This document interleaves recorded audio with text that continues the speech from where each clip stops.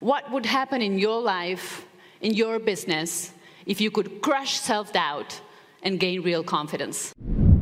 The confidence myth. The myth that says that all successful people are confident all the time. And that if you have self-doubts, there's something wrong with you.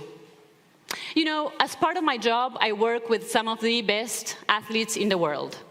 These are superstars, talented, disciplined people. These are people who have won World Cups.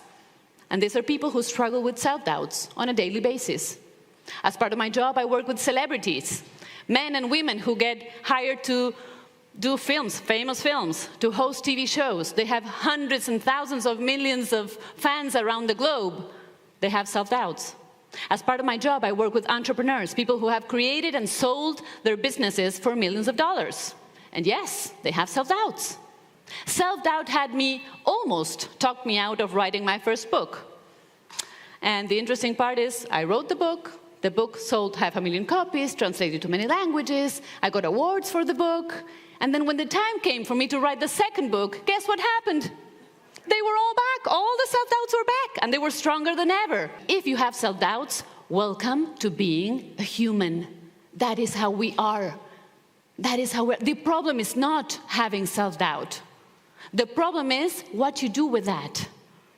Doubting yourself is not a problem. The problem is letting those self-doubts run the show. Decide what you're going to do or not going to do. That is a problem. But we have solutions today. Write the word chance. Chance, capital letters. Got it?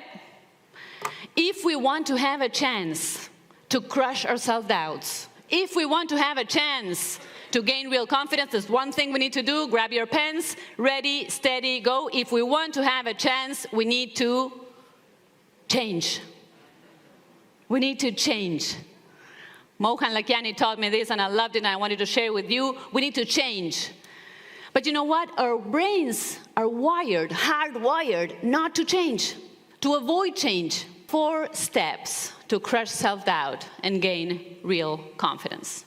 Step number 1, believe in yourself. I was once coaching a while ago a young man, young doctor. He was in his last year of medical school, and he had a dream.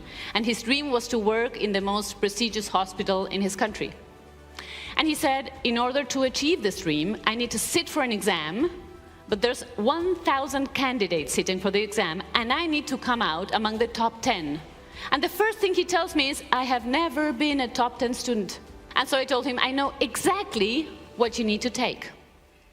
I know exactly what you need to do. And he says, what is that? And I tell him, you need to take LSD. The guy's a doctor. He looks at me like, drugs? And I say, nope, no drugs involved in this LSD approach. And this is what LSD looks like.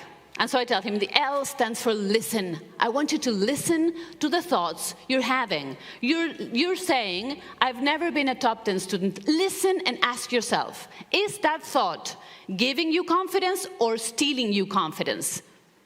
And he says, well, yeah, but it's the truth. I've never been a top 10. Is it giving you confidence or stealing me confidence? Well, stealing confidence. Can you realize that with that thought, you're affirming an identity that you actually want to change? And he says, well, yes. Let's move to the second step. And the second step is stop. You need to stop those thoughts the minute they appear. Stop them right away. And he goes, how? How? They're popping up all the time. And I tell him, you will have to train yourself to stop them. And this is how you can do this. I told him, I want you to wear something like this, a wristband. And every time you listen to the thought, you go, snap, stop. Snap, stop. Snap, stop. And he goes, it hurts. Good.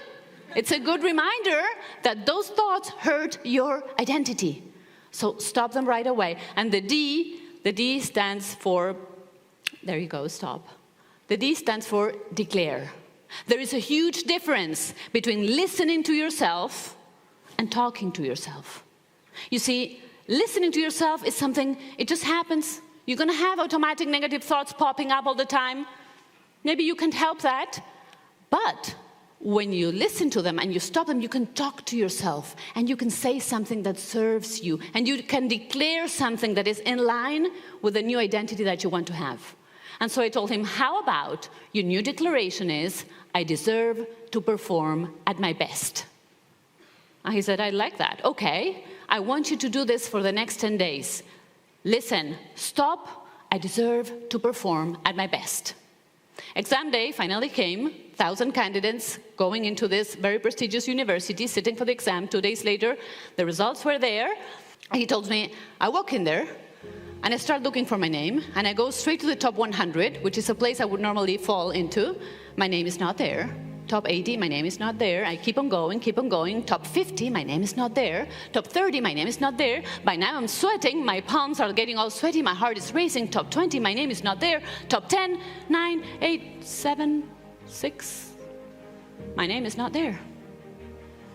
And he goes, did I not even make it to the top 100? And so he says, as I'm walking, dragging myself back, feeling so frustrated and sad that this didn't happen.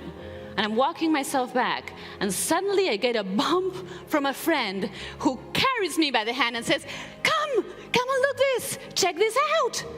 You came out first. You came out first. And you see, this was more than a wristband and an affirmation. This was a change of identity. And a change of identity can happen fast. I have seen this happening hundreds and thousands of times. It can happen fast when we understand that the formula of success that we were taught is incomplete.